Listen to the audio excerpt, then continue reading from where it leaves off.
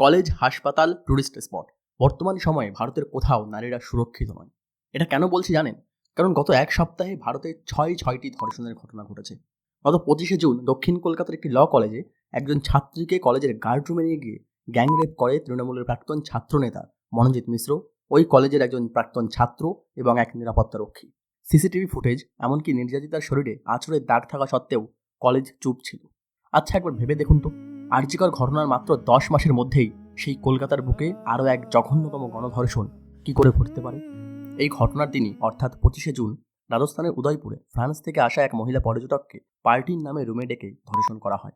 এর ঠিক একদিন আগে দিল্লিতে হাসপাতালের মধ্যে আইসিইউতে ভর্তি থাকা এক রোগিণীকে পাশের বেডে থাকা রোগী ধর্ষণ করে। ভারতবর্ষের বিভিন্ন প্রান্তে প্রতিদিন এরকম জঘন্যতম ঘটনা ঘটে চলেছে। কিন্তু কেন? পৃথিবীর সবচেয়ে বড় সংবিধানে এদের বিচার কোথায়?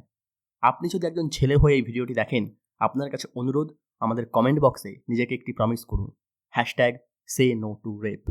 আর আপনি যদি মেয়ে হয়ে এই ভিডিওটি দেখেন, তাহলে এই ভিডিওটি আপনার কোনো ছেলে বন্ধুকে শেয়ার করুন এবং তাকেও নিজের কাছে এই প্রমিসটি করতে বলুন।